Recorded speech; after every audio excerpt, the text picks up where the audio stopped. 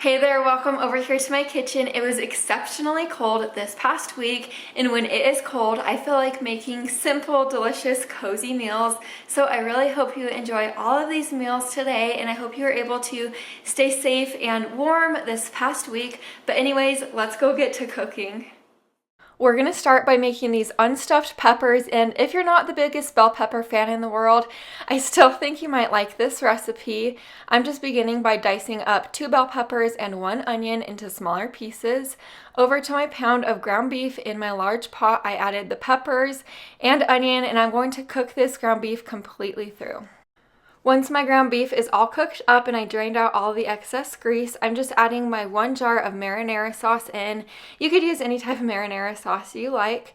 And then 1.5 cups of some water, 1 cup of some uncooked white rice.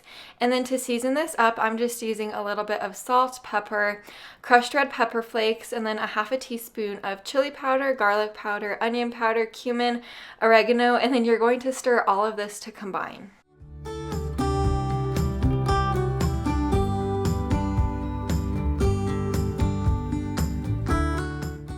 Let this simmer on your stove for about 25 minutes with the lid on. If the water does get too low, you could add an additional 1/2 cup of water, but make sure you do stir this very frequently while cooking so the rice doesn't stick. And here is the finished product. I'm just going to give it a quick stir to fluff up the rice, and then I'm going to add in 1 cup of some mozzarella cheese. Let the mozzarella cheese melt down, and then it is ready to serve.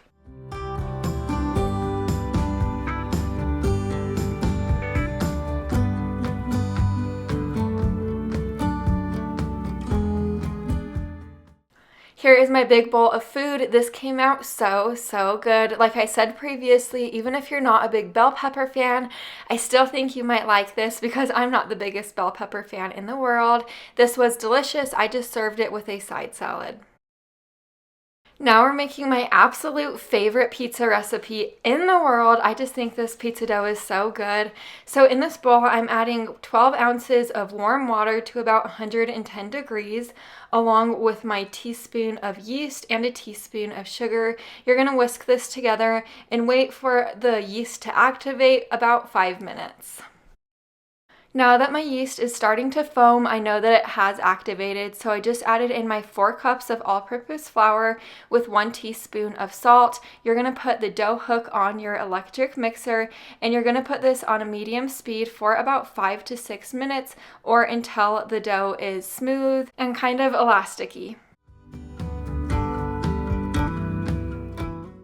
Your dough should look something like this after it is through mixing. If it is a little bit too wet, you could always add in some more flour and then it will get to this consistency.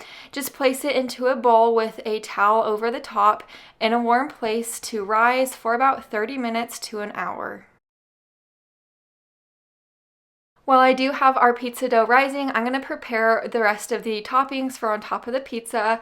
One of the toppings that I am using is 1/2 pound of some sausage. I had this sausage on hand I wanted to cook up, so this is what it looks like all cooked. Now that my pizza dough has doubled in size, I'm just going to place it on a floured surface and knead it for about 5 to 6 times.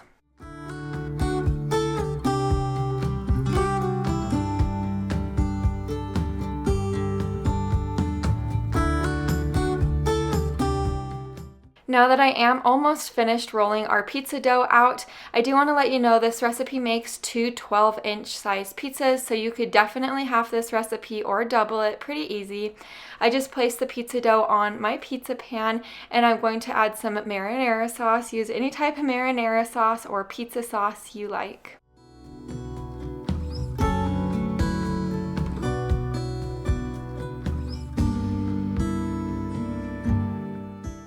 I also really like to add some pizza seasoning on top of the marinara sauce. I always think it gives it some great flavor. You could also add some garlic powder and that would be delicious.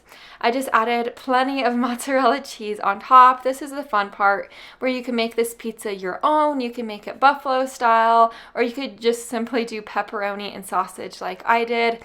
I just kind of wanted to use ingredients I already had in my own home, so that's why I did, just your typical pepperoni and sausage pizza. I topped it with some Parmesan cheese, and then this went into the oven to bake on 400 degrees for about 15 minutes for me, but just keep an eye on it. You don't want yours to be overcooked. Here's what it looks like out of the oven. So bubbly and delicious. I served it with a side salad. I've been getting questions about what I put in my side salads. I do a spinach and romaine mixture with feta cheese, dried cranberries, pecans, and some purple onion and tomatoes. This pizza came out so yummy. For our meatless meal this week, I made some tortilla soup, and this was definitely a home run. In my large Dutch oven, I have a tablespoon of hot olive oil in there. I added 1 purple onion, and I'm going to let this onion get soft. It took my onion about 5 to 6 minutes. Now that it is soft, you're going to add in your 3 cloves of minced garlic and give this a really good stir. Let the garlic become fragrant. To ensure that this has plenty of flavor, I'm adding in a tablespoon of cumin, 2 teaspoons of some chili powder, and a little bit of some cayenne. I'm going to give this a good stir for about 30 seconds. If you don't want it spicy, don't add the cayenne in. For the canned goods that I am adding in, it's just 1 can of black beans and a can of corn. Both are drained and rinsed. And then 15 ounces of some diced tomatoes. I use the petite diced tomatoes. And for the meat substitute, we're using lentils. Lentils are amazing. If you've never tried them before, I highly recommend them. Just 3/4 cup of those, and I did rinse mine first. And then this might seem weird, but you're going to add 32 ounces of some vegetable juice in. You gotta trust me, this recipe is so good. The last thing you're going to do is add 13 ounces of coconut milk in, and this coconut milk will give it a really nice consistency, and it won't taste like coconut milk. You gotta trust me, the spices will overpower it. Season it with a little bit of some salt and pepper, and you're going to stir everything to combine. Bring this up to a boil on your stove, and then drop it down to a simmer for about 10 to 15 minutes, or until your lentils are nice and tender. Now that my soup is through cooking, I gave this a stir, and then you're going to squeeze in 1 lime, stir it one last time, and then it is ready to serve. My house was smelling really amazing at this point.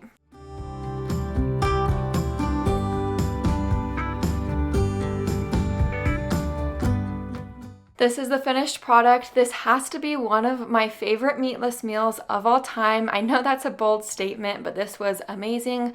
I topped mine with some cilantro, tortilla strips, cheese, and some tomatoes and jalapeno.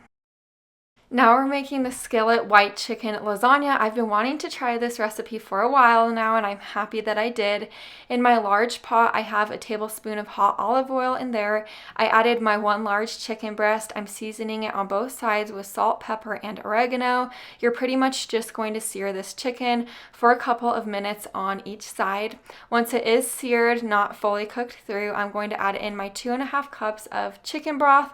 Bring this up to a boil and let it boil for about 5 to 10 minutes, or until my chicken is completely cooked through. Once cooked, I removed the chicken to a separate cutting board and set it to the side. You could always add more chicken to this recipe if you need more for your family size. So now to the chicken broth left over in the pot, I'm going to add a teaspoon of some Italian seasoning along with 1.5 cups of some heavy whipping cream. I'm going to bring this up to a simmer and then add in my 10 lasagna noodles.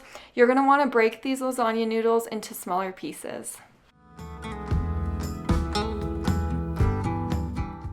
Let your noodles simmer on your stove for about 10 to 15 minutes, or until they're nice and tender to the way you like them to be. Now that my noodles are cooked through and the sauce is really nice and creamy, you're going to add the chicken that you boiled up back in. I just shredded my chicken and cut it into smaller pieces, along with 1 cup of some mozzarella cheese. I also added a little bit of some Parmesan cheese because more cheese the better. Anyways, give this a good stir, and then it is ready to serve. Here's the finished product. I just served mine with some steamed broccoli. This came out amazing. I'll be the first to admit it's not the most gorgeous thing in the world to look at, but this has a ton of great flavor. Now we're making some Mongolian chicken. This is definitely a family favorite.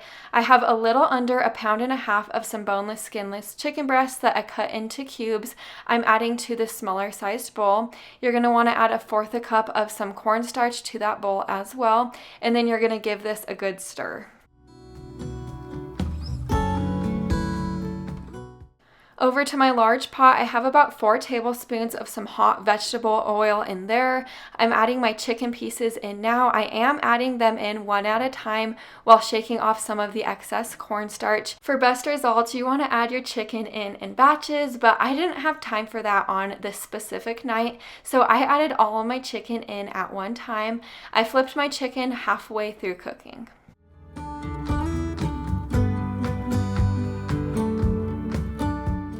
Now that my chicken is completely cooked through, I'm just going to remove it to a separate plate lined with some paper towel and set it to the side. We're going to begin on the Mongolian sauce now. Into the same pot that I cooked the chicken in, I added my tablespoon of minced ginger and minced garlic. Let that get fragrant, and then I added in my half a cup of low sodium soy sauce.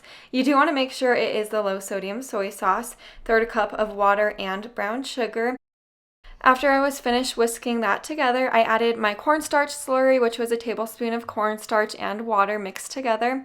Whisk this together, let it get thick. Once it is thicker, you're going to add back in your chicken, give it a good stir, and then it is ready to serve.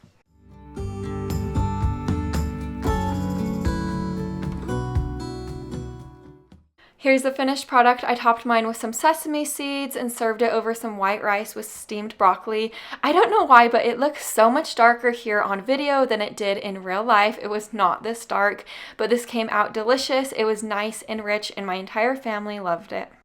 And that is a wrap of this video today. I really hope you enjoyed it. And if you are wondering what this yummy sweet treat is right here, it is Bisquick banana bread.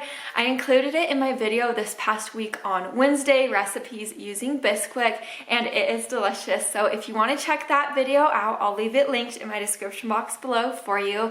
Anyways, I hope your day is going well so far, and I will see you in my next video. Bye for now.